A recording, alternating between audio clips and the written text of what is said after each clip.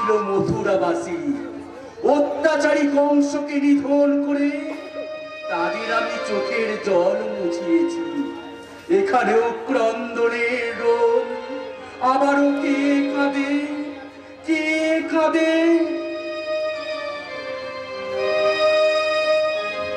কাঁদে ধর্ম, কাঁদে বসুন্ধরা, কেঁদে হলো সারা।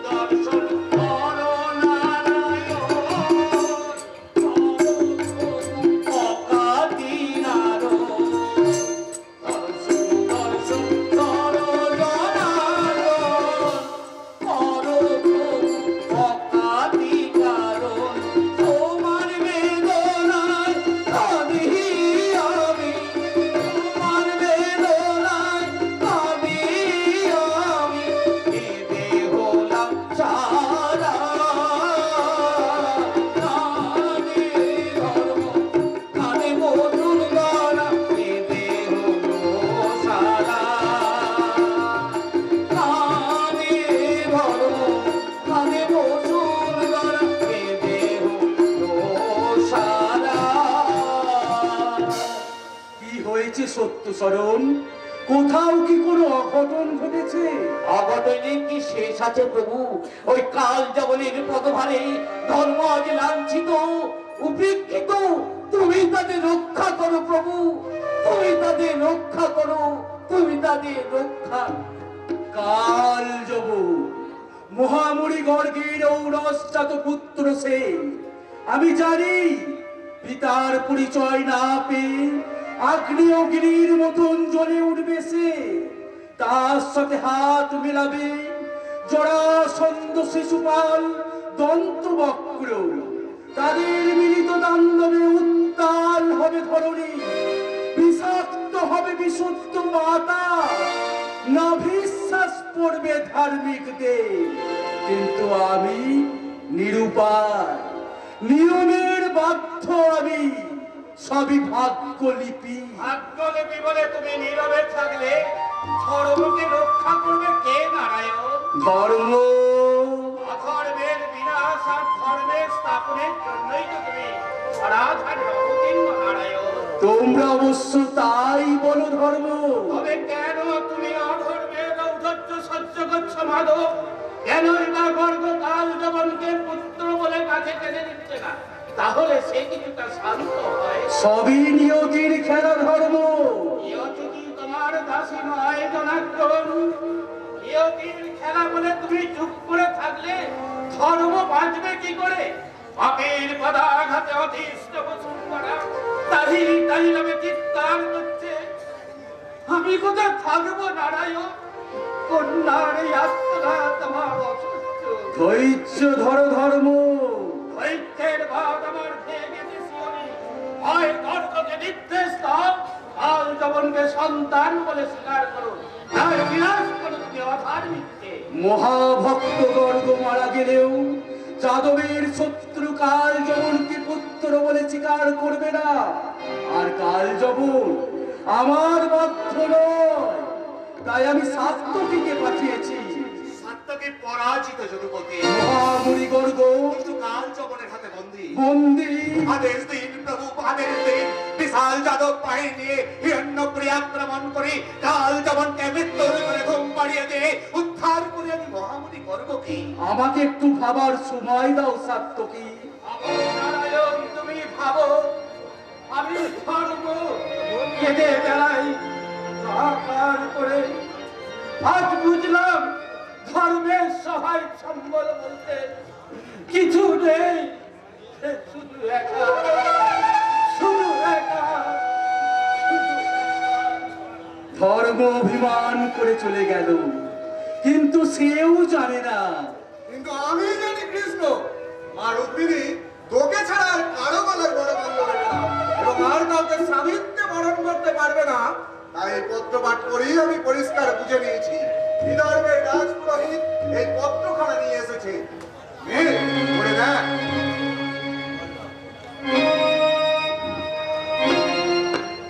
দেখি রুক্মিণীর পত্র। রুক্মিণীর পিতা বিদর্ভরাজ আমাকে স্বয়ংবর সভায় আমন্ত্রণ করেনি, কিন্তু রুক্মিণী মনে প্রাণে আত্মসমর্পণ করেছে। তাই তার ইচ্ছা স্বয়ংবর সভা থেকে তাকে আমি হরণ করে নিয়ে আসি। আমি বলবো খাদ্যবিজ্ঞান পরিচয় দিয়ে রুক্মিণী মাকে আমাদের এই দ্বারকা প্রাসাদে নিয়ে আসা তোর কর্তব্য। আমি কোন দিকে যাই আর্য? আমাদের গুরুগুরু মহর্ষি গর্গ কাল যমনের কারাগারে বন্দী। অর্ষিবর্গ বন্দি যাদব বাহিনী নিয়ে আমি যাচ্ছি প্রভু। গর্বকে কাল জগনের কারাগার চূর্ণ করে আমি উদ্ধার করে আনবই। আপনি বিধর্ম যাত্রা করুন। না না না সত্যকি, তার কোনো প্রয়োজন হবে না। বিদর্ভের রাজ পুরোহিতের মুখে শুনেছি জরাসন্ধ শিশুপাল এবং দন্তবক্রের সঙ্গে কাল যখন স্বয়ংবরে আমন্ত্রিত। কালীর ভবনীরা সাম্য করে দিতে পারলে মহামণি গর্গ অনায়াসে মুক্তি পেয়ে যাবে। তুমি বলবে দ্বারকাতেই থাকো। আর্য, প্রস্তুত হ কৃষ্ণ, এখনই আমাদের বিদর্ভ যাত্রা করতে হবে। বিদর্ভ? বিদর্ভ থাক দাদা, বিনা আমন্ত্রণে বিদর্ভে গিয়ে কাজ নেই। কিন্তু মা রুক্মিণী যে তোর আশা করছে, প্রহর গুনছে কৃষ্ণ। যা ভাই যা, প্রস্তুত হয়ে নে। ওরে দেবতার নির্মাল্য কখনো দানবের উচ্ছিষ্ট হতে পারে না। জান প্রভু জান, মা রুক্মিণীর ধর্ম রক্ষা হবে, দুষ্টের দমন হবে। বেশ, তোমাদের ইচ্ছাই আমার ইচ্ছা। আমি বিদর্ভ যাত্রা করছি, তবে মহর্ষি গর্গকে কাল যমনের কারাগারে বন্দী রাখা উচিত হবে না সাত্তকী। তুমি যাদব বাহিনী নিয়ে হিরণ্যপুরী অগ্রসর হও। আর একটা কথা মনে রেখো, যেভাবেই হোক, যেমন করেই হোক, মহর্ষি গর্গকে কারামুক্ত করতেই হবে, করতেই। আরে অত ভাবছিস কেন কৃষ্ণ? বিদর্ভে যখন দেখা হবে কাল জবান কি তোর হাত থেকে রক্ষা পাবে? কাল যখন আমার হাতে বাধ্য নয় আর্য, তাই তার মৃত্যুর আগে পর্যন্ত আমাদের সবাইকে সজাগ থাকতে হবে, যাতে মহর্ষি গর্গের রক্তে এই ধর্মের পীঠস্থান ভারতের ভূমি কলুষিত না হয়, কলুষিত না হয়। মহর্ষি গর্গের রক্তে ভারতের মাটি কলুষিত হবে। শান্তকি প্রভু, তোমাকে হিরণ্যপুরী যেতে হবে না। তুমি এই দ্বারকাকেই দেখো। কৃষ্ণকে সঙ্গে নিয়ে আমি যাবো বিদর্ভে। তাহলে মহর্ষিকে উদ্ধার। মহর্ষির কথা তোমায় ভাবতে হবে না। আমি তো বলেছি কাল যখন নিপাত হলেই মহর্ষি অনায়াসে মুক্তি পেয়ে যাবে। আর বিদর্ভে কাল যখনের দেখা পেলে আমার এই হলার হাতে কাল যখনের পাপ দেহ ছিন্ন ভিন্ন করে ছুড়ে ফেলবো। প্রলয় পরাধী দিনে আমি হলধর।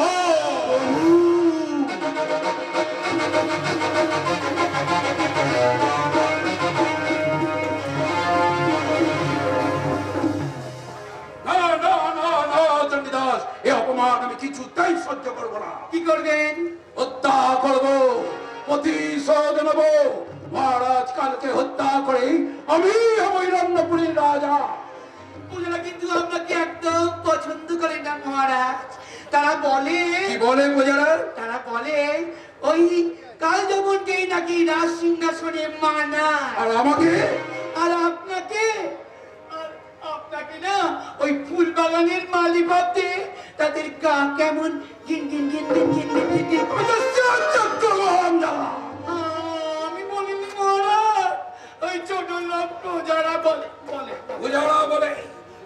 যখন হিরণ্যপুরীর সিংহাসনে বসবো তখন ওই ছোট লোক প্রজাগুলো গায়ের চামড়া তুলে নিয়ে নুন চেটিয়ে দেবো। কি মজা, কি মজা!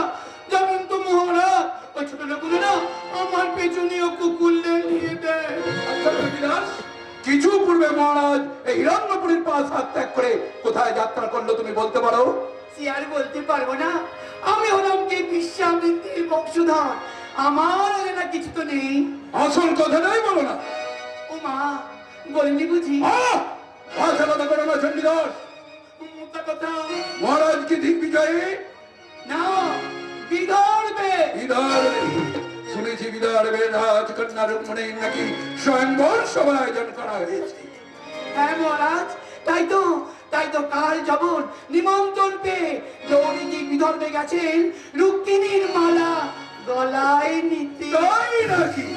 বিদর্ভের রাজা মহারাজ কালকে হিরণ্যপুরীর সম্রাট বলে মেনে নিয়েছে। মহারাজ জরাসন্ধ আর সেদিন আর শিশুপালতা মেনে নিয়েছে। অজ্জলন্ত, তুমি মহারাজ জরাসন্ধ আর রাজ শিশুপালকে আমার প্রস্তাবের কথা জানিয়েছিলে। জানালে কি হবে? তারা আপনার প্রস্তাব প্রত্যাখ্যান করেছে। আগে মহারাজ, আমি বলেছিলাম না ওই সব শিয়ালের না একই রং। উত্তম, আমার নাম রক্তাক্ষ। শোনো চণ্ডীদা, মহারাজের অনুপস্থিতি প্রজাদের কানে তার বিরুদ্ধে তাকে খেপিয়ে তুলতে হবে।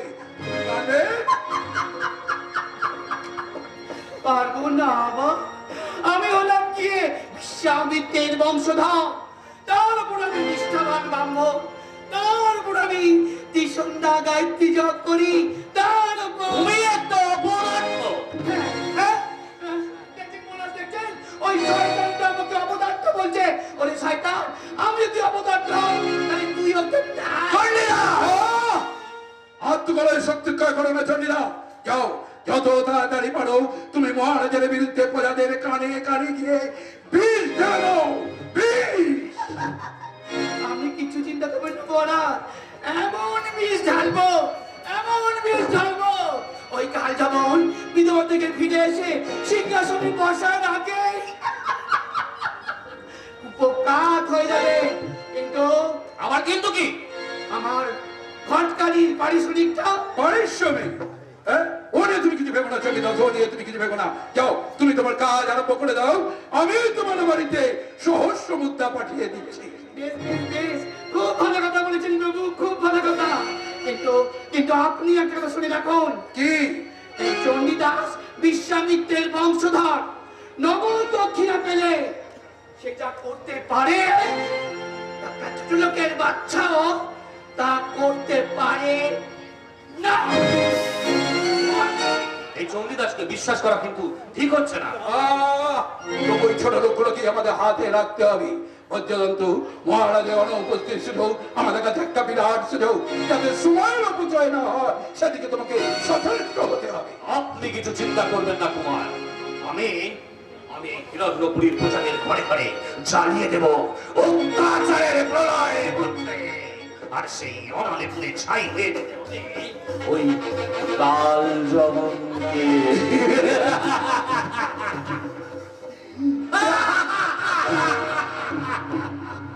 আমিও তাই চাই। মহারাজ শুধু হিরণ্যপুরী রাজমুকুট আর সিংহাসন আমার থেকে কেড়ে নেয়নি, সে আমার হৃদয় থেকে রত্নাবতীকে কেড়ে নিয়েছে। অথচ মহারাজ কাল যদি ফিরে না আসতো, ওই রত্নাবতী হতো আমার সজ্জার সঙ্গে। আমি বুঝতে পারছি না, কিন্তু দেবো না, সম্ভব নয়। আমি ওকে স্বপ্ন দেখি মহারাজ কালকে হত্যা করে পূর্বক রত্নাবতীকে করেছি আমার জীবন সঙ্গিনী। অবসর ক্লান্ত সময় আমি আমার সোনার কক্ষে সোনার পালঙ্কে শয়ন করি, সদা সর্বদা মনে হয় এই বলি আমার পরাণ প্রিয়া রত্নাবতী আমাকে এসে বলছে।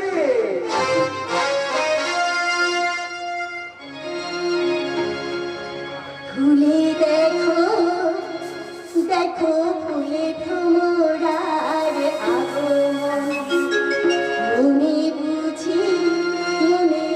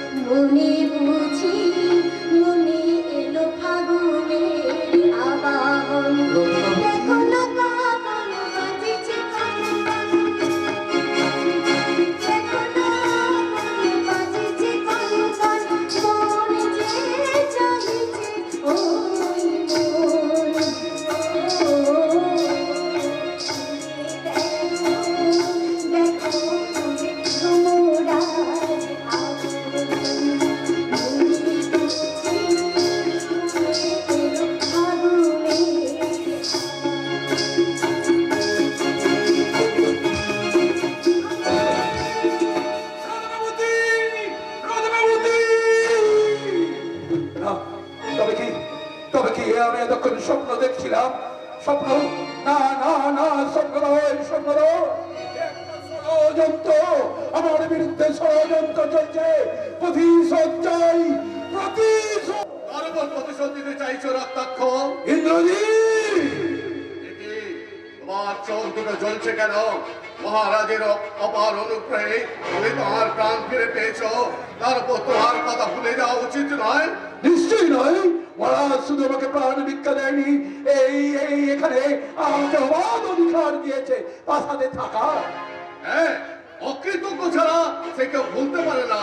তাছাড়া মহারাজ তোমাকে নিজের ভাইয়ের মতো স্নেহের চোখেই দেখে। আমি জানি, আমি জানি ইন্দ্রজিৎ, আমি জানি। তবু একটা কথা আমি কিছুতেই বুঝতে পারছি না। এই বুঝতে পারো না?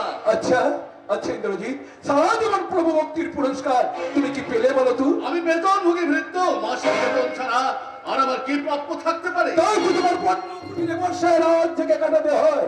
শুনেছি আপনার স্ত্রীদের তো অলঙ্কার তো দূরের কথা, পরনে একখানা দামি শাড়িও জোটে না। কি করে ছুটবে? যা মাসিক বেতন পায়, স্ত্রী পুত্রের দুবেলা দুমুঠো অন্য সংস্থারই তো হয় না। আচ্ছা ইন্দ্রজিৎ, রাজা হিরণ্যকশিপু তোমার প্রতি কি এটা অবিচার নয়? এতে তার দোষ কিসে? দোষ নয়, দোষ নয়। ওই রাজ মুকুটখানা মহারাজ কালের মাথায় না দিয়ে তোমাকে তো দিতে পারতো। রাজমুকুট? হ্যাঁ অবশ্য, তুমি চাইলে পরে সেই রাজ মুকুটখানা আজও আমি তোমার মাথায় তুলে দিতে পারি ইন্দ্রজিৎ। তুমি চাইলে কি হবে বন্ধু? বিড়ালের ভাগ্য তো শিখেই ছিড়বে না। ছেড়ে ছেড়ে ইন্দ্রজিৎ ছেড়ে, তুমি একটুখানি কষ্ট করলে পরে ওই রাজ মুকুটখানা আমি তোমার মাথায় চেপে মুছিয়ে দিতে পারি। আমার কি করতে হবে তাই বলো। গুপ্তহত্যা! হ্যাঁ, মহারাজ কালকে হত্যা করে ওই রাজ মুকুটখানা ছিনিয়ে নিতে হবে।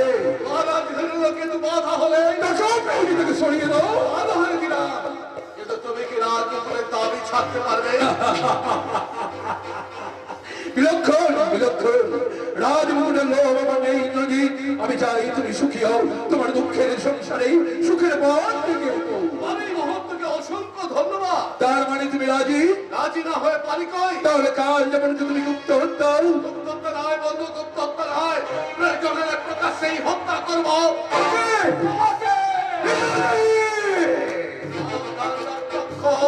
মহারাজের অপার অনুগ্রহ, অসীম করুণা, অনন্ত পাবার বলে তুমি তার সাথে শত্রুতা করতে চাও করো, কিন্তু ইন্দ্রজিৎকে অবশ্যই বিশ্বাসঘাতক সাজাবার চেষ্টা করো না। হিরণ্যপুরী রাজমুকুট তো তুচ্ছ, সর্বমাত্র তৃণের আধিপত্য পেলেও সে ধুলি মুষ্টির মতো ছুড়ে দিয়ে ভিক্ষা নিয়ে জীবন যাপন করবে। তবু অন্নদাতা প্রভুর মুখে ছুরি বসিয়ে সে তার ভাগ্য ফেরাবে না, ফেরাতে চায় না। সাবাস বীর, সাবাস। কিছু মনে করো না ইন্দ্রজিৎ, আমি তোমাকে একটু পরীক্ষা করছিলাম। তুমি যদি আমার প্রস্তাবে রাজি হয়ে রাজ সিংহাসন আর রাজ মুকুটের লোভে ওই মহারাজের মুখে ছুরি বাঁধাতে চাইতে, তাহলে এখন এই মুহূর্তে আমি তোমার মাথাটা আমার তলোয়ারি দিয়ে পায়ের তলায় লুটিয়ে দিতাম। কারণ মহারাজ যেমন তোমার প্রভু, তেমনি আমারও তাই। ঈশ্বর ভুজঙ্গ, রক্তাক্ষ, সকলে তোমাকে না চিনলেও আমি তোমাকে চিনি। তুমি আমাকে প্রধানে প্রলুব্ধ করতে চেয়েছিলে, আমাকে পরীক্ষা করতে নয়। এটা তোমার অন্তরের ভাষা। তাই তো মহারাজের সঙ্গে বিধর্মে না গিয়ে হিরণ্যপুরীতে আছি। তোমার উপর সজাগ দৃষ্টি আছে। সাবধান, সাবধান।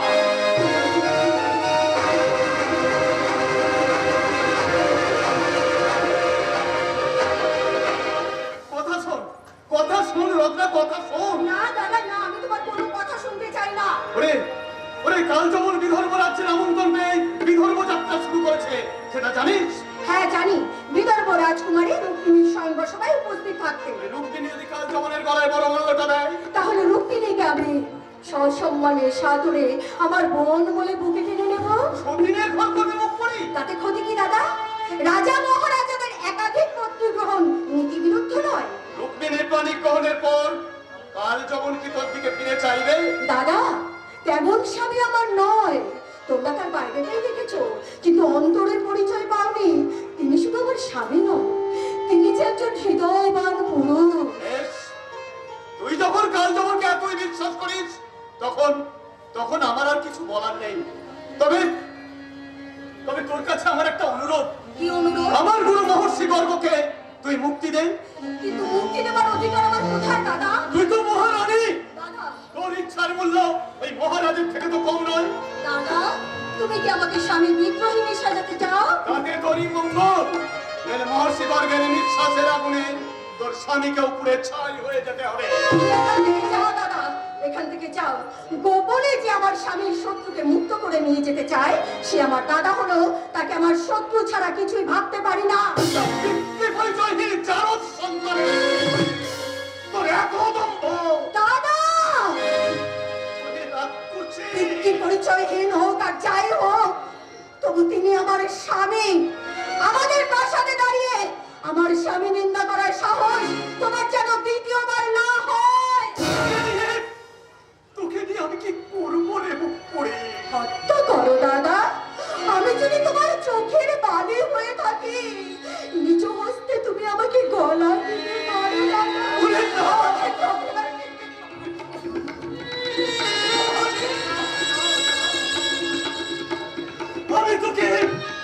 আমি তোকে আশীর্বাদ করে যাচ্ছি। দাদা, অক্ষয় হোক তোর সাথে শাখা নোয়া আর শিখির সিঁদুর। দাদা, ওরে, তুই তো তোর স্বামীর যোগ্য স্ত্রী রে বোন। তুই তো তোর স্বামীর যোগ্য স্ত্রী রে বোন।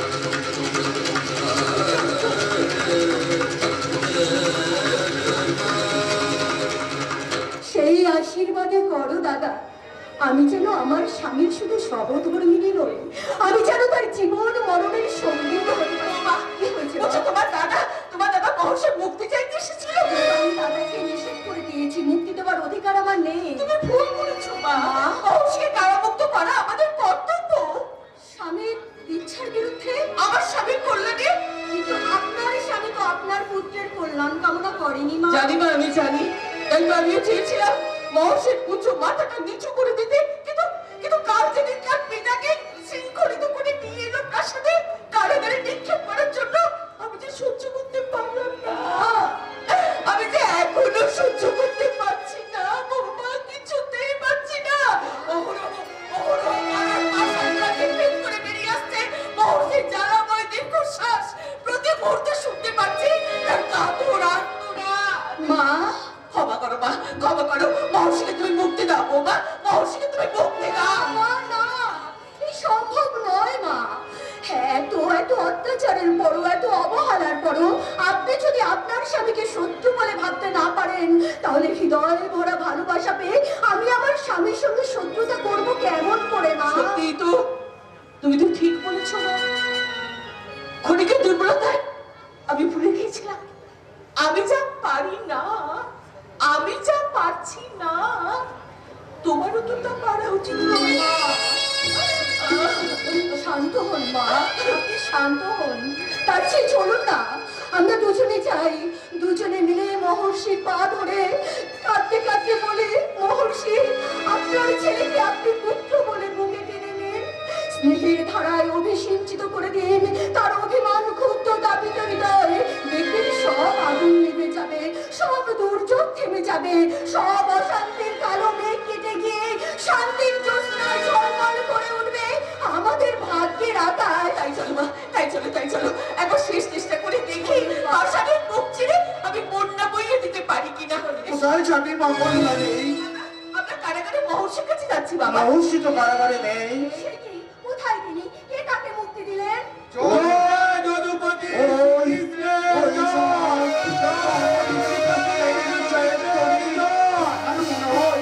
কৃষ্ণেরই চক্রান্ত। ওই আবার আমাদের মনে হচ্ছে যেন বইনি সঙ্গে এরকম পরিচয় করে তোমার যুদ্ধ বেঁধেছে। হ্যাঁ, এই সময় তো দাদু ভাই প্রাসাদে নিয়ে এখন কি করি? তিনি না থাকলে আপনি তো রয়েছেন দাদু। না গো, এগিয়ে যান দাদু, এগিয়ে যান। মহর্ষি আমার স্বামীর পিতা, আমাদের সকলের পূজনীয়। তার ভালো মন্দের ভাবনা আমরা ভাবো, কিন্তু বিদেশি হানাদার শক্তি হানা দিয়ে আমাদের ঘরোয়া ব্যাপারে না গলাতে চাইলে আমাদের স্বাধীনতার হাত থেকে পড়বে। এটা আমরা কিছুতেই সহ্য করবো না দাদু, কিছুতেই না। তুমি কি আমাকে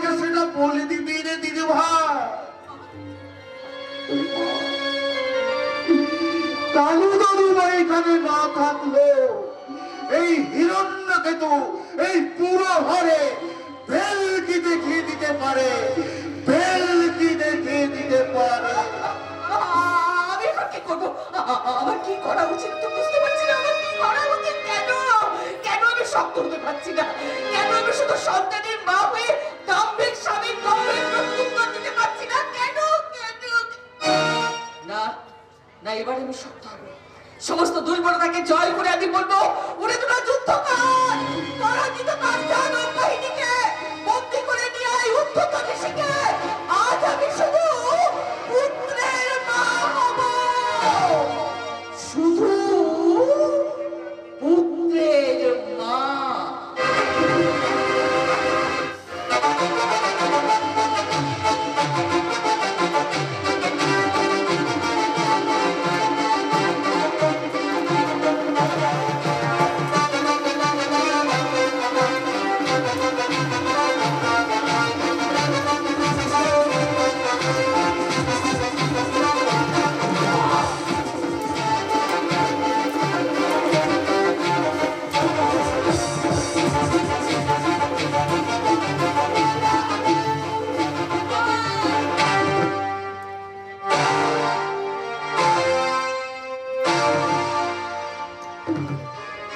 এসো রুক্মিণী, পিছনে জরাসন্ধ শিশুপাল দন্তবক্র কাল যখন অগ্নি মূর্তিতে ছুটে আসছে, ওদের চোখে ধুলো দিয়ে আমাদের রথে আরোহণ করতে হবে। কিন্তু পথ কোথায় যদুপতি? শত্রু দল যে চারিদিক থেকে আমাদের ঘিরে ফেলেছে। তবুও আমাদের পথ করে নিতে হবে। এসো আমরা ওই পথেই যাই। না না, ওইদিকে নয়, ওই দেখো প্রভু, আমাদের পথে বাধার প্রাচীর হয়ে দাঁড়িয়ে আছে মগধ রাজ আর জরাসন্ধ। তাই তো, তাহলে চলো আমরা এই পথেই যাই। না না, ওই পথে নয়, ওই পথে শিশুপাল দাঁড়িয়ে আছে। সত্যই তো, তাহলে চলো আমরা অন্য পথ ধরে যাই। ওই পথে নেই মুরারি, ওই পথে যে দম্ভবক্র কাল যখন একই সঙ্গে বাধা হয়ে দাঁড়িয়ে আছে। চারিদিকের পথই যখন বন্ধ, তাহলে আমি কোন পথে যাই রুক্মিণী? কেন কেন তুমি আমার কণ্ঠে বড়মাল্য দান করলে? আমি অসহায় দুর্বল গোপের নন্দন, প্রবল পরাক্রান্ত শিশুপাল দন্তবক্র কালযবনের কবল থেকে তোমাকে রক্ষা করার ক্ষমতা আমার কোথায়? এই কথা শোনাও যে আমার পাপ। আমি যে আজ শৈশব থেকে তোমারই ধ্যান করেছি, তোমার চরণে দিয়েছি প্রাণ ফুল পুষ্পাঞ্জলি, তোমাকেই জেনেছি আমার হৃদয় মন্দিরে পরকালের দেবতা রূপে। সবই বুঝি রুক্মিণী, কিন্তু কিন্তু কি নারায়ণ, জগৎপতি তুমি, একবার যখন তোমার চরণে আমি আত্মসমর্পণ করেছি, রুক্মিণী জীবিত দেহ কেউ কলুষিত করতে পারবে না। তুমি ভুলে যাচ্ছ বিদর্ভ নন্দিনী, জরাসন্ধ শিশুপাল দন্তবক্র কালযবন আমার থেকে যথেষ্ট যোগ্য পাত্র। মাধব, এখনো ইচ্ছা করলে তাদের একজনকে বুঝেছি নারায়ণ, আমি বুঝতে পেরেছি তোমার কাছে আর যোগ্যতাই আমার নেই, তাই তুমি ফিরে যাও দ্বারকায়। আর তুমি আমার জন্য নদী আছে, ওই নদীর জলে ঝাঁপিয়ে জুড়িয়ে নেব আমার জীবনে ব্যর্থ প্রেমের জ্বালা। আসি আসি ঋষিকেশ, আসি, যাবার সময় নিয়ে যাচ্ছি তোমার আতুর চরণ দুখানি, আর মনে মনে করে যাচ্ছি তোমারই পূজার মন্ত্র পাঠ। ওগো জনার্দন, তুমি আমার স্বামী, তুমি আমার দেবতা, তুমি রুক্মিণী প্রাণবল্লভ। সেই রুক্মিণী, আমার উপর অভিমান করে এ তুমি কোথায় চলেছ? আমি তোমার ভালোবাসায় বন্দী, ভয় নেই। চারিদিকের পথে ওরা বাধা হয়ে দাঁড়িয়ে থাকলেও আমরা তবুও পথ করে চলে যাব। এসো এসো রুক্মিণী। কোথায় পালাবি চোর? দুদিন জানতাম ছলনায় মহাসিদ্ধ স্বার্থপর প্রবঞ্চক তুমি, আজ আজ বুঝলাম তুমি স্তব্ধ হও কালযবন, বীর্য শুল্কের অগ্নিকে আমি লাভ করেছি, তোমার সাধ্যটাকে আমার থেকে ছিনিয়ে নাও। তাই নেব। এই অহংকারী রুক্মিণীর চুলের মুঠি ধরে টানতে টানতে আমার মায়ের পায়ের তলায় ছেড়ে দিল।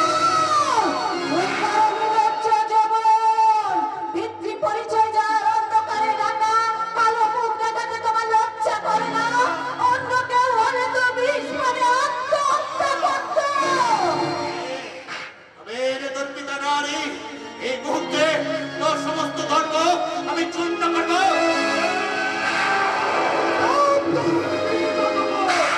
ওইদিকে আর এক পা এগোবার চেষ্টা করলেন এই হলার হাতে দেহ চূর্ণ বিচূর্ণ করে কারণ কবর পাঠিয়ে দেব। সংহার করো না, সংহার করো এই লম্পট কাল যবনকে। আমি রুক্মিণীকে নিয়ে রথে আরোহণ করছি। এসো এসো রুক্মিণী। অচ্ছাড়ো হলধর, এই গোপের নন্দন কৃষ্ণকে আমি জোয়ালয়ে পাঠিয়ে রুক্মিণীকে আমি ছিনিয়ে নেবই। তপ্ত হবস! দেবতার নৈবেদ্য কখনো দানবের ভক্ত হতে পারে না। যা, তোকে প্রাণ ভিক্ষা দিচ্ছি। উর্মিনীর কথা মন থেকে মুছে ফেলে নিজের ঘরে ফিরে যা, নইলে তোর মৃত্যু স্বয়ং বিধাতাও রোধ করতে পারবে না। মৃত্যু ভয় দেখাচ্ছিস তুই এই মরণজয়ী কাল জবনকে। ফিরে যা মায়ের অঞ্চল ছায়, নইলে তোর মৃত্যু স্বয়ং বিধাতাও রোধ করতে পারবে না। বুঝলাম, জ্বলন্ত অগ্নিতে ঝাঁপ দেয়, তাকে বাঁচাবার সাধ্য কারও নেই। আর ওরে পাপ সহচর অস্ত্রমুখী কর্তব্য শাস্তি গ্রহণ।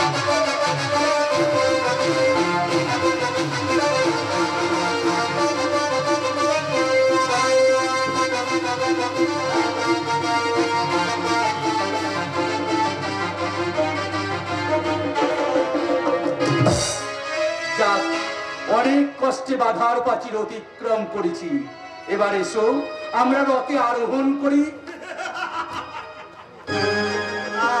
কোথায় মানবী চোর?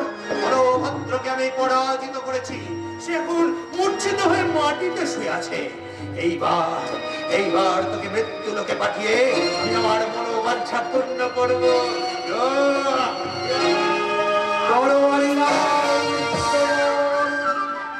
কৃষ্ণ রাজাদের পরামর্শে আমার সাথে শত্রুতা করে নিজের পরমার্থ সাধনের পথে কাটা দিও না কাল যবন। মনে রেখো, আমি তোমার পরম বন্ধু। এসো এসো রুক্মিণী।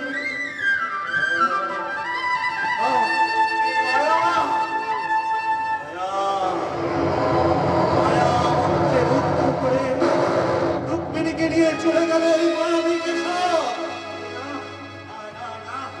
অহংকারী রুক্মিণীর কটু বাক্য এখনো আমার কর্ণে অগ্নি বর্ষণ করছে।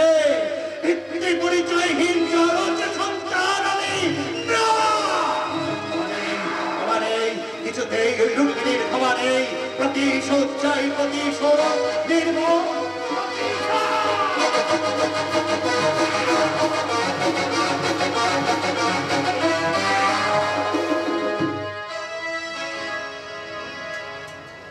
সত্যকি যাদব বাহিনী নিয়ে আক্রমণ করলে হিরণ্যপুরী, মুক্ত করলে আমাকে কারাগার থেকে। কিন্তু দরকার পথে যেতে না যেতেই ঝটিকা বেগে ছুটে গেল পাঞ্জাব। সত্যকির মুখে প্রলয়ের কালি মাখিয়ে আবার আমাকে টেনে আনলে এই অন্ধকার কারাগারে। ও কি ভীষণ অন্ধকার!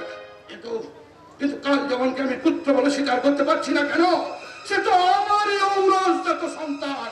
তবু না না না, কৃষ্ণর দেশে তাকে আমি কিছুতেই রাক্ষস বলে স্বীকার করতে পারবো না। মহর্ষি, কল্যাণী, একা কেন? ডাকো ডাকো তোমার পুত্রকে। সে আমার কাছ থেকে মাথাটা নামিয়ে দিল। তোমার মৃত্যু আমি চাই না ঋষি। তবে কি চাও? মৃত্যু যন্ত্রণ আমার অপমানের তুষার হলে তিলে তিলে আমাকে দগ্ধ করতে। ঋষি না, তুমি পুত্রকে পুত্র বলে স্বীকার করে নাও। ওই এক বিন্দু স্নেহের দাগা ছেলেটাকে ছেলে বলে কাছে টেনে নাও। তার স্নেহের পিপাসা না মেটাও। না, তা হয় না কল্যাণী। কেন ঋষি, কেন হয় না? কেন বুঝতে পারছো না? তোমাদের পিতা পুত্রের এই দ্বন্দ্ব আমি যে আর সহ্য করতে পারছি না। ভুলে যাচ্ছ কেন? আমি মা। তুমি কেন ভুলে যাচ্ছ? ওই কৃষ্ণ শিখে এই গর্ব কোনদিন পুত্র বলে স্বীকার করতে পারবে না। কথা দিচ্ছি, আমি কথা দিচ্ছি, আমি তাকে হিংসার পথ থেকে ফিরিয়ে আনবো, আমি তাকে কৃষ্ণ ভক্ত করে গড়ে তুলবো। তা পারবে না কল্যাণী, অতীতকে কেউ কোনোদিন মুছে দিতে পারে না। তবে যাও ঋষি, যাও, আমি নিজে কারাগার উন্মুক্ত করে রেখে এসেছি, তুমি চলে যাও, চলে যাও মুক্তির আলোকে। না না, মুক্তির প্রয়োজন নেই কল্যাণী, প্রতিশোধ নাও। দেখো দেখো তোমার পুত্রকে, তোমার যেভাবে ইচ্ছা তুমি সেভাবেই আমার উপর প্রতিশোধ নাও। না না না, আমি পারবো না, আমি পারবো না ঋষি, আমি পারবো না, আমি তো কিছুতেই পারবো না। আমি জানি, আমি জানি, আভিজাত্যের অহংকারে তুমি একদিন আমাদের অহংকার স্রোতে ভাসিয়ে দিয়েছিলে, তবু তুমি আমার স্বামী, আমার ধ্যানের দেবতা। আজও আমি তোমার চরণে প্রণাম জানাই, আজও কায় গুণবান ঈশ্বরের কাছে প্রার্থনা করি, পরজন্মে যেন আমি তোমার চরণেই আশ্রয় পাই। বাহ, সুন্দর, অদ্ভুত চরিত্র নারী, চমৎকার অভিনয়। ভালো ভালো, জগন্মন্দিনী ভালো, তোমার যেভাবে ইচ্ছা তুমি সেভাবেই আমার উপর প্রতিশোধ নাও।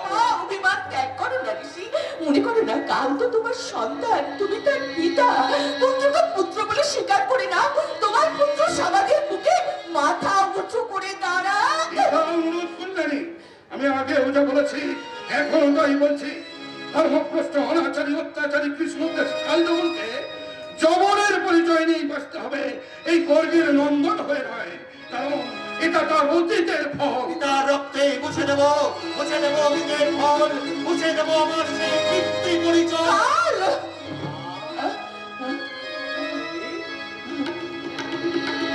কেন এখানে মা? কি প্রয়োজন তোমার এই কারাগারে? আমার প্রয়োজন। তোমার চোখে জল, কণ্ঠস্বর রুদ্ধ, যেন কিছু বলতে চাইছো অথচ বলতে পারছো না। কি হয়েছে মা?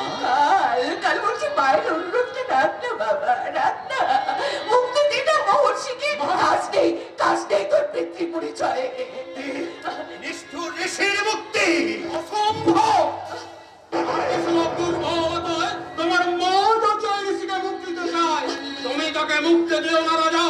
না না না, ও কথা বলো না, ও কথা বলো না। কাল মায়ের কথা রাখ, মুক্তি দে মহর্ষিকে বাবা, মুক্তি দে মহর্ষি। না রাজা না, তুমি মুক্তি দিও না এই ঋষিকে।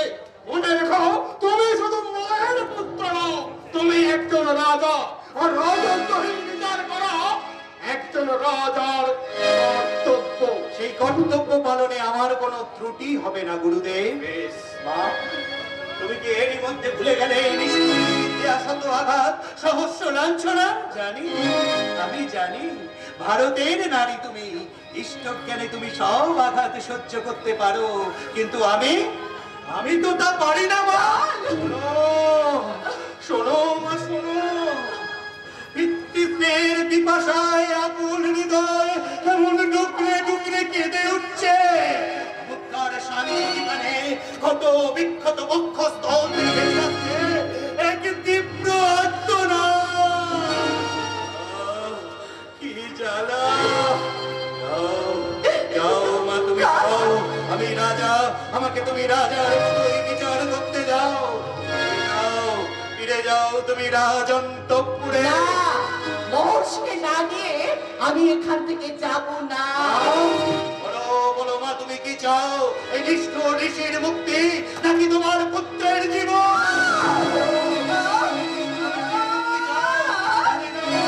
যাও মা, এই তরবারি আমার বুকে আঙুল বসিয়ে দিয়ে তোমার স্বামীকে তুমি তা হয় না, তা হয় না। ওরে স্বামীর জীবন আমার কাছে মূল্যবান নয়। আমার পুত্রের জীবনে তো মূল্যহীন নয় বাবা। ভালো করে ভাবো, তুমি কি চাও? পারছি না, আমি ভাবতে পারছি না, আমি কি করবো, কি আমার করা উচিত?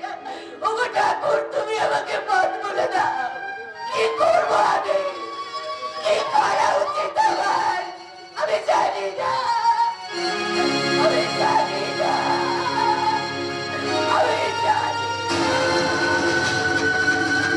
রাধা কৌশলিত রাজা, এবার তুমি তোমার কাজ করো।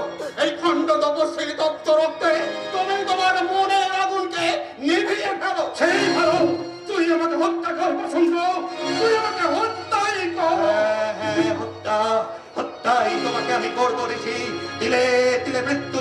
যে কত মধুর তা উপলব্ধি করতে তোমাকে আমি পাঠিয়ে দেবো ওই সমান খবরে। এই কে আছিস? ইন্দ্রজি, ইন্দ্রজি, আদেশ করবে তোমাকে আমি আদেশ করছি, যাও এই ঋষিকে তুমি বদ্ধ বলি দিয়ে যাও, আর তোকে গিয়ে বলবে এর প্রতিটা অঙ্গ ছেদন করে তাতে নুন মিশিয়ে দিয়ে তাকে দিলে দিলে হত্যা করবে। তুমি উপযুক্ত শাস্তি দিয়েছ রাজা। মহারাজ, আপনি আমাকে ক্ষমা করবেন। এতদিন আমরা সমাদেশ অবনত মস্তকে পালন করেছি, কিন্তু আজ আমি অক্ষম। কেন? মহর্ষি দেবাশ্রিত বলে ধর্ম ধর্ম ধর্ম ওরে ধর্মের কিঙ্কর রাজত্ব অমান্যকারীকে নির্বাসন দণ্ড দিলাম। মহারাজ! বেশ, রাজদণ্ড মাথায় নিয়ে আমি চলেই যাচ্ছি মহারাজ। চলে যাচ্ছি আমার ছোট্ট গ্রাম, আমার জন্মভূমিতে। সেখানে ঐশ্বর্য নেই, হিংসা নেই, চক্রান্ত নেই, যুদ্ধ নেই, রক্তপাত নেই। আছে আমার মায়ের অফুরন্ত স্নেহ আর ভালোবাসা। সেখানে আছে একজন অপেক্ষারত বিনয়িনী গ্রাম্যবধূর সজল নয়নে ভেসে থাকা পবিত্র প্রেমের গভীর আপতি। আর আছে অবহেলায় আক্রান্ত, পিতৃস্নেহ থেকে বঞ্চিত অসহায়। তারা আমাকে ডাকছে মহারাজ, তারা আমাকে ডাকছে। তাদের নিয়ে আমি বাকি জীবনটা ঠিক কাটিয়ে দেব মহারাজ। দিনের বেলায় ঘামে ভিজে সর্বাঙ্গে ধুলো মেখে জন্মভূমির উর্বর মাটিতে ফলাবো সোনার ফসল। আর সন্ধ্যায় গ্রামের পবিত্র মন্দিরে গিয়ে ঈশ্বরের কাছে প্রার্থনা করে বলবো, হে ঈশ্বর, তুমি আমার মহারাজের জীবনে এত কান্না কেন দিয়েছো ঠাকুর? আমার মহারাজের বঞ্চিত জীবনে তুমি একটু সুখ দাও। তোমার করুণাকে আমার প্রভুর সবকে মুছে দাও ঠাকুর। মহারাজ যাবার বেলায় রাজপথে জানিয়ে যে আমার শেষ আবেদন, আপনি যাই করুন ধর্মকে আপনি পদদলিত করবেন না মহারাজ। রাজ্য হারালে রাজ্য পাওয়া যায়, ধর্ম হারালে ত্রিলোকের ঐশ্বর্য দিয়েও তা পূরণ করা যায় না মহারাজ।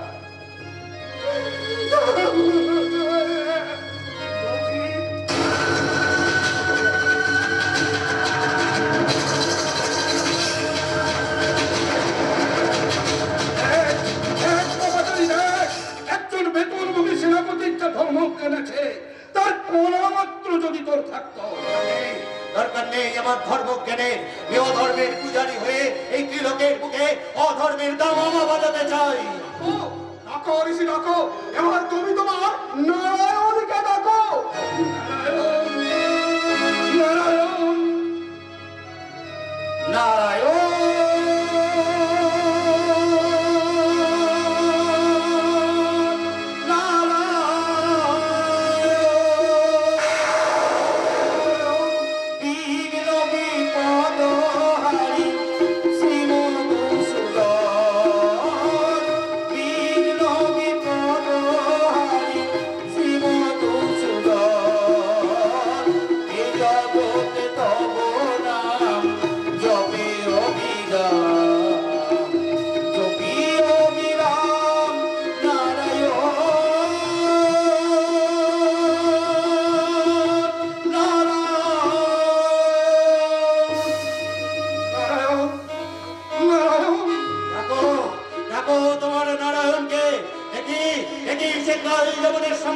কিভাবে এগিয়ে আসে?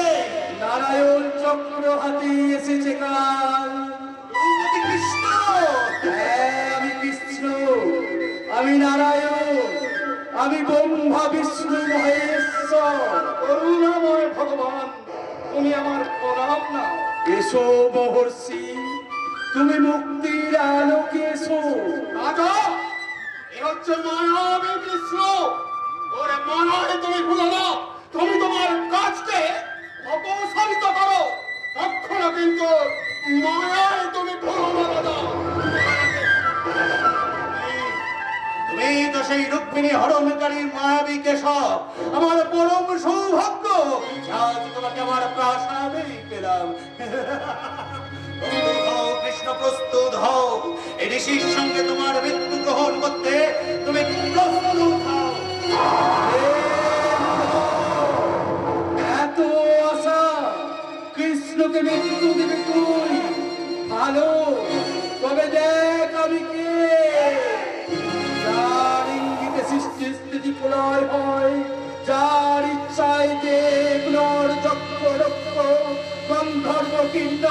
জানকী প্রতিনিয়ত জন্ম মৃত্যু গ্রহণ করেছে, যার ইচ্ছায় শত মন্ত্র ভেঙে পড়ে পাপির মাথায় সপ্ত সমুদ্র উর্বের করে মুহূর্তের মধ্যে প্লাবিত করে দেয় সারা বিশ্ব।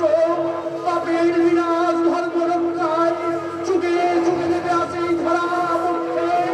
আমি সেই ধরা বাংলা ভোগকারী শ্রী ভগবান। এত সাহস তোর ভগবান শ্রীকৃষ্ণের বিরুদ্ধে তুই অস্ত্র ধারণ করিস, তবে দেখ দেখ আমি কে।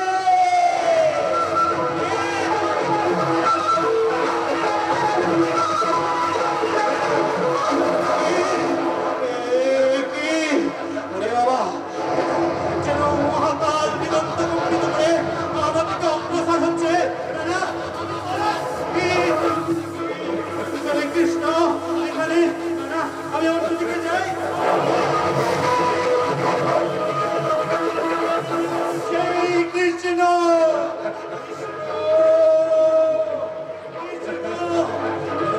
কৃষ্ণ সহস্র কৃষ্ণ হয়ে আমাকে গ্রাস করতে আসছে।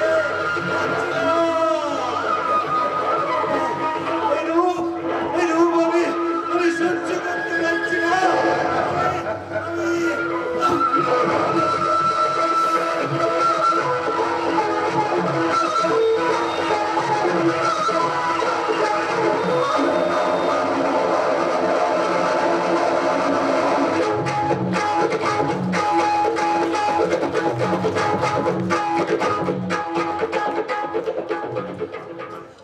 কালীবল কালীবল প্রেমানন্দে কালীবল কালীবল কালীবল চারিদিকে কালীবল কালীবল কালীবল দেখে দেখে কালীবল কালীবল কালীবল উঠি মেরে কালীবল কালী।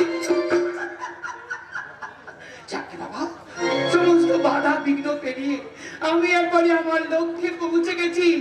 একবারে রাত প্রাসাদে চলে এসেছি। এই কেউ আমাকে দেখছি না তো?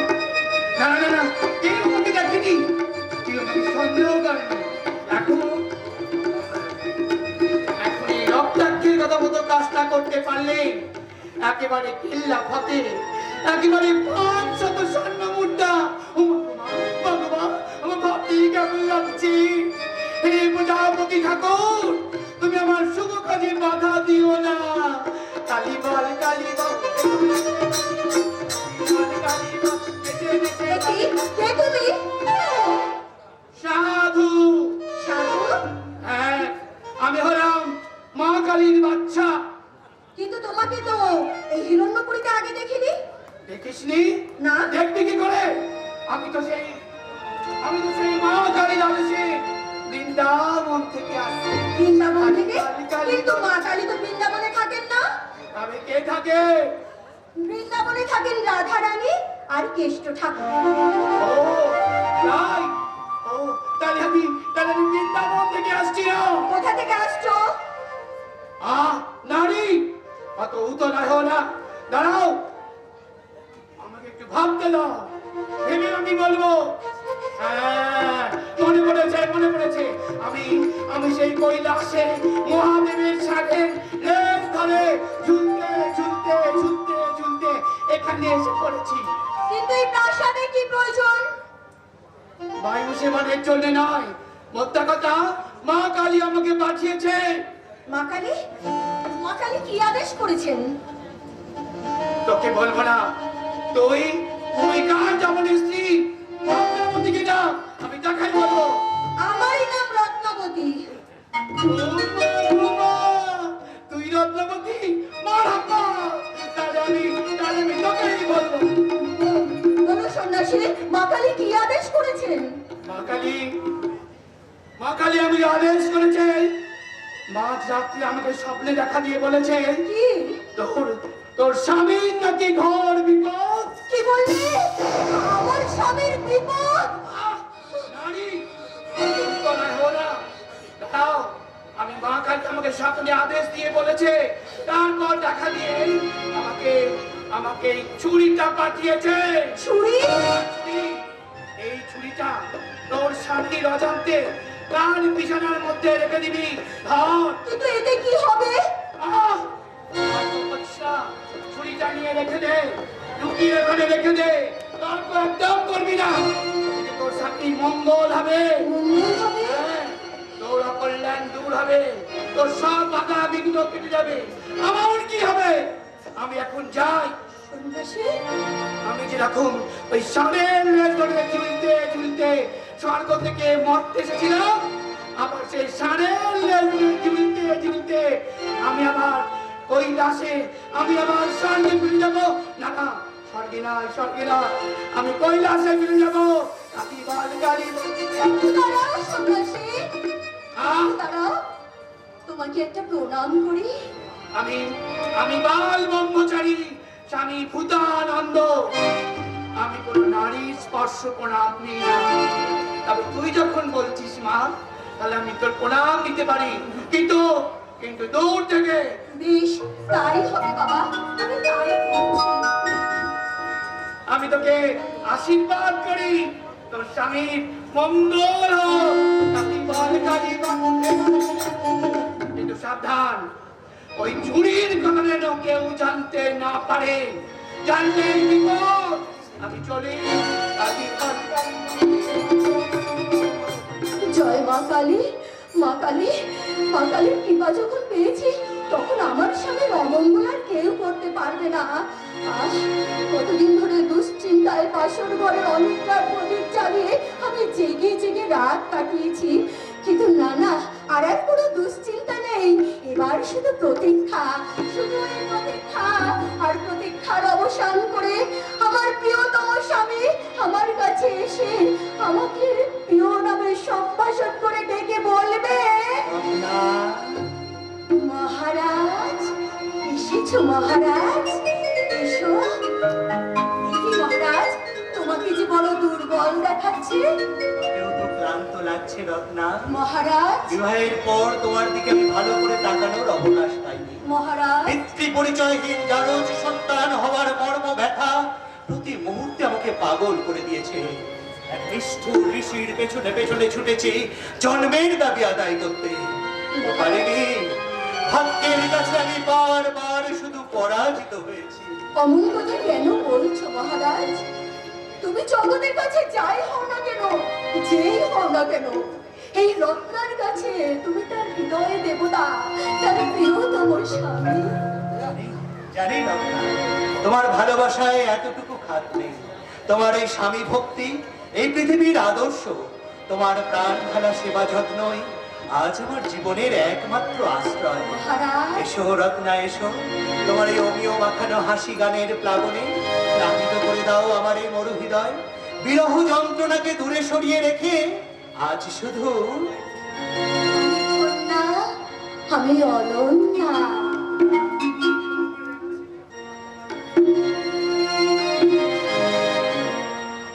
তমসি মম জীবনম,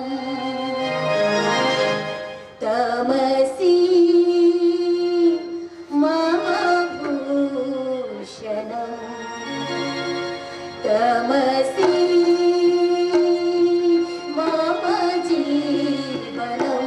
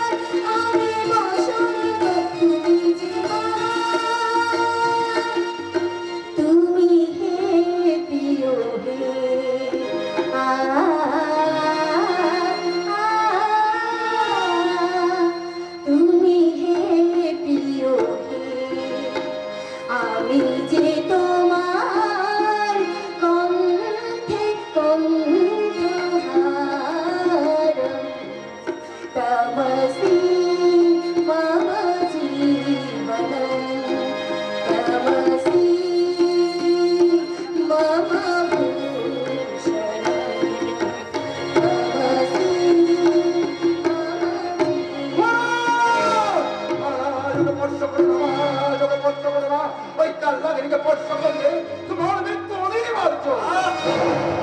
দেখো, রত্না কাল ডাকিনী নয়, ও আমার ধর্মপত্নী। ছিল ছিল মরা ছিল, কিন্তু আজ আর নেই।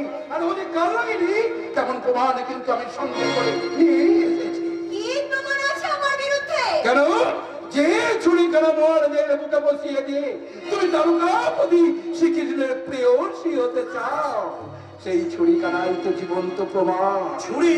হ্যাঁ মহারাজ, আমাদের গুপ্তচরের মুখে আমি সংবাদ পেয়েছি তারকাপতি শ্রীকৃষ্ণ শুধু তোমার বন্ধুদের মুক্ত করে নিয়ে যায়নি, তার সঙ্গে এই কাল লাগানি হাতে দিয়ে গেছে একখানা ধারালো ছুরি।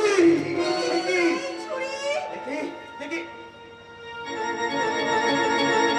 দ্বারকাপতি কৃষ্ণের নামাঙ্কিত ছুরি। হ্যাঁ মহারাজ, আমাদের গুপ্তচরের সংবাদ কখনো মিথ্যা হতে পারে না। না, এই ছুরি তুমি কোথায় পেয়েছো? কোথায়? বিশ্বাসঘাতিনী কাল ডাকিনী বল, কে কে দিয়েছে তোকে এই ছুরি? মহারাজ, আজ আমি বললেও আমার কোনো কথা তুমি বিশ্বাস করবে না। তার চেয়ে তুমি আমাকে শাস্তি দাও মহারাজ, তোমার যা ইচ্ছা আমাকে শাস্তি শাস্তি দাও। শাস্তি কাকে শাস্তি দিবি রে দাদু ভাই? একে নখ বয়ে চোখে জল, মুখে আসারে মেঘ কেন, মনে হচ্ছে নখ বয়ে রূপতে একটা ঝড় বয়ে গেছে। কি হয়েছে রে দাদু ভাই? দাদু, এই বিশ্বাসঘাতিনী আমার বুকে ছুরি বসাতে চেয়েছিল। এ পরম সৌভাগ্য যে আমরা আগে থেকে জানতে পেরে যাই। তাই বলে নাথ বউ, হ্যাঁ, ওই নামাঙ্কিত ছুরিকানা শ্রীকৃষ্ণের নামাঙ্কিত ছুরিকানাটা মহারাজের মুখে বসিয়ে দিয়ে মহারাজকে হত্যা করতে চেয়েছিল। আমাদের গুপ্তচরের মুখে সংবাদ পেয়ে আমি মহারাজকে আগে থেকে সাবধান করে না দিলে এতক্ষণ কি যে হতো। বুঝেছি বুঝেছি, এই চক্রান্ত রে দাদু ভাই, নাথ বইয়ের বিরুদ্ধে এক ভিন্ন চক্রান্ত। আর কৃষ্ণ ঠাকুর আমাদের শত্রু হতে পারে, কিন্তু গুপ্ত হত্যা করার মতো সে এত ছোট লোক নয়। এই সামনে তুই মন খারাপ করিস না দাদু ভাই। নাথ বউ প্রতি ভুল বুঝিস না। যা নাথ বউ, তুই অন্তঃপুরে যা। অন্তঃপুরে নয় দাদু, অন্তঃপুরে নয়। বিশ্বাসঘাতিনী স্থান হবে আমার রাজ্য সীমার বাইরে। আমি দেখছি মহারাজ, আমি দেখছি।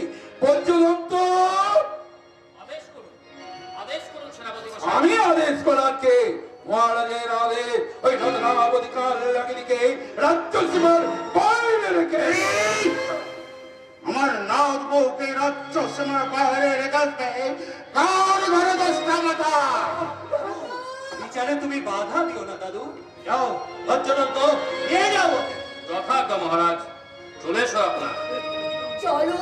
সাবধান সাবধান, কাল যখন রাজ মুকুটখানা মাথায় পরিয়ে দিয়েছি বলে তুই বড় বিচার করতে শিখেছিস, তাই না? দাদু, এমন ঘরের লক্ষ্মীকে যে চিনতে পারে না, আমার রাজ মুকুট মাথায় করা তার কোনো অধিকার নেই। হ্যাঁ, কোনো অধিকার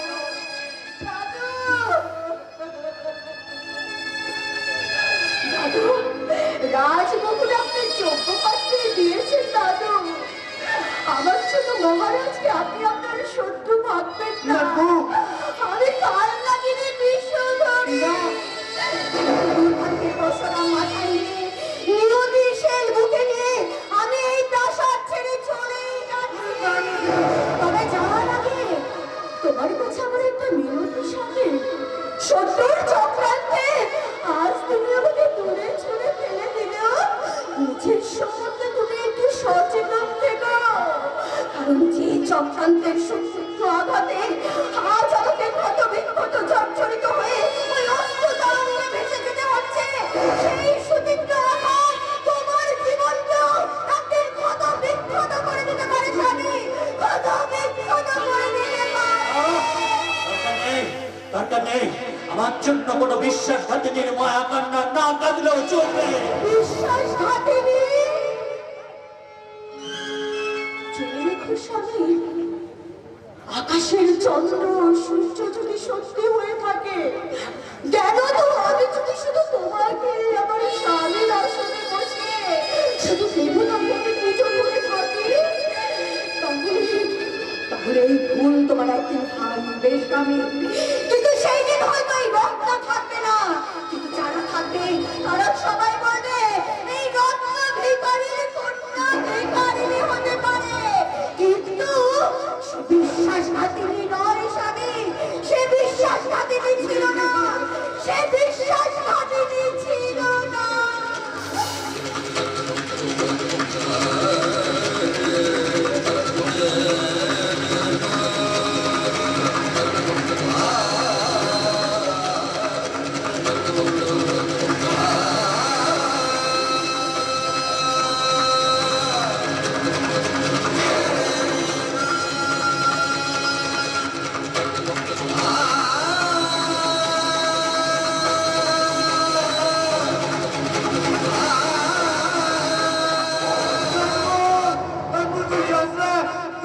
আমার কথা শোন নাচবো, আমার কথা শোন নাচবো না। আমিও তোকে বলে যাচ্ছি রে কাল যাব এইসব এই সেই রক্তাক্তের চক্রান্ত, হ্যাঁ চক্রান্ত, আর সেই চক্রান্তকে বিশ্বাস করে ঘরের লোকটিকে পায়ে ঠেলে সেটাই ভুল করলে রে দাদু ভাই। এমন একদিন আসবে সেদিন চোখের জলে সাগর হয়ে গেল, সেই ভুলের প্রায়শ্চিত্ত তুই করতে পারবে না রে দাদু ভাই।